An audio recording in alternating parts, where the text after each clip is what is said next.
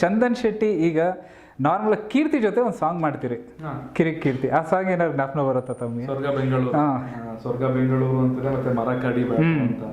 ಸ್ವರ್ಗ ಬೆಂಗಳೂರಲ್ಲಿ ನಾನು ವಿಡಿಯೋದಲ್ಲಿ ಆಕ್ಟ್ ಮಾಡಿದೆ, ಮರ ಕಡಿಬೇಡ ಅವರೇ. ಕೀರ್ತಿ ಆ್ಯಕ್ಚುಲಿ ನನಗೆ ಹಾಳಾಗೋದೆ ಅಂತ ಒಂದು ಸಾಂಗ್ ಮಾಡಿದೆ.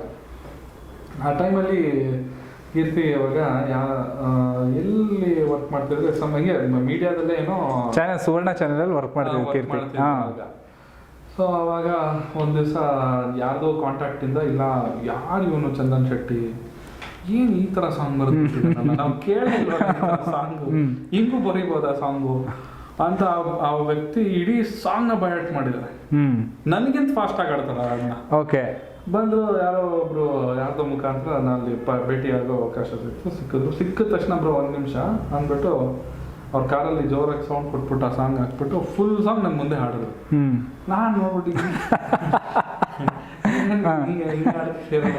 ಹಿಂಗೇನು ಬರ್ದಿದ್ರು ಬ್ರೋ ಸಾಂಗ್. ಅಲ್ಲಿಂದ ಫ್ರೆಂಡ್ಶಿಪ್ ಸ್ಟಾರ್ಟ್ ಆಯ್ತು ನಮ್ಗೆ. ಸೊ ತುಂಬ ಸಪೋರ್ಟ್ ಮಾಡ್ಕೊಂಡು ಬಂದರು ಇವತ್ತವರೆಗೂ.